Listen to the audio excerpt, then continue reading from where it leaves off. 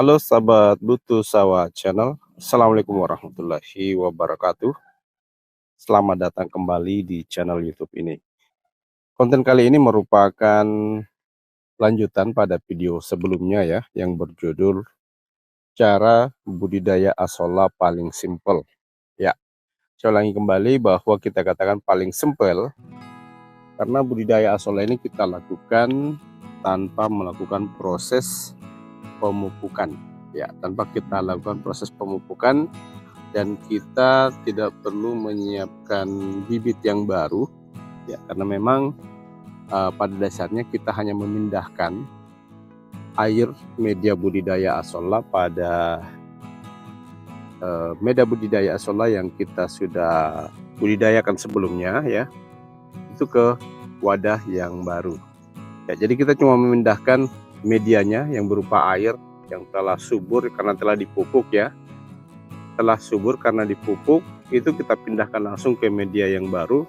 Begitu pula dengan bibit tanaman asollanya kita pindahkan ya. Jadi ini adalah review pada hari yang kelima setelah proses budidaya yang kita lakukan kemarin, dimana pada saat itu kita mengambil bibit yang menutupi sekitar 50% ya dari permukaan media budidaya asolla ini, media budidaya asolla yang berupa baskom ya. Ya, dan kita bisa lihat sekarang kondisinya seperti apa. Kita bisa lihat tanaman asolla ini tumbuh sangat subur pada hari yang ketujuh setelah proses penanaman atau proses awal budidaya. Kita bisa lihat kondisinya saat ini ya. Tanaman asolla ini menutupi seluruh permukaan daripada baskom, permukaan daripada air yang ada di dalam baskom ini ya. Sekali lagi kita bisa lihat ini sudah penuh oleh tanaman asolla ya, dan bukan cuma penuh, kita bisa lihat ini memiliki ketebalan yang cukup tebal ya,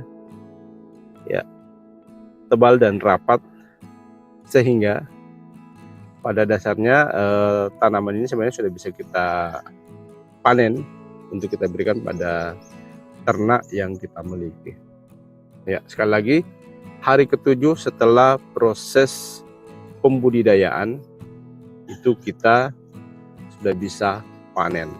Jadi sangat simple, sangat cepat prosesnya, dan tidak perlu lagi ya saya katakan tadi pada proses pembudidayaan yang kita lakukan pada video sebelumnya, kita tidak perlu memupuk lagi karena pada dasarnya air media budidaya asolla yang kita ambil dan kita pindahkan ke wadah ini itu adalah air yang memang sudah subur ya.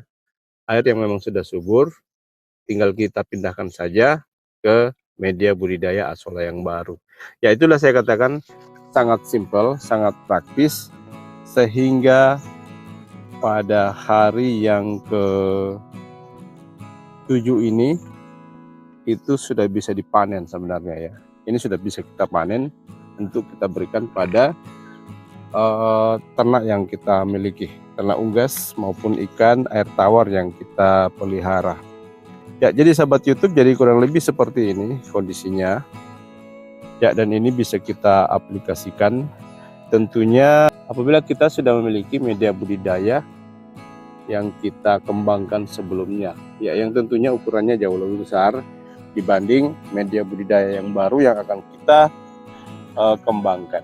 Seperti yang saya lakukan pada video sebelumnya, itu kita mengambil air media budidaya, begitu pula dengan bibit itu dari kolam asolla yang berupa kolam beton ya, kolam beton yang memang sifatnya lebih besar dari kolam ini, yang memang sifatnya lebih besar daripada baskom ini, lebih luas sehingga bisa kita kembangkan ya. Dan itulah juga untuk pembudidayaan tanaman asolla ini, salah satu kelebihannya adalah kita cukup sekali menyediakan bibit untuk tanaman asolla.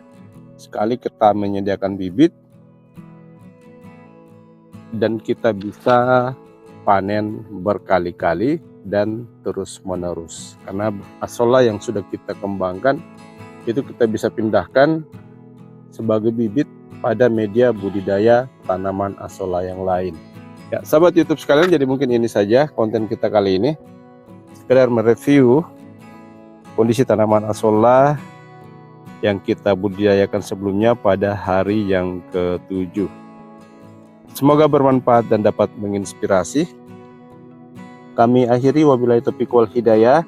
Wassalamualaikum warahmatullahi wabarakatuh.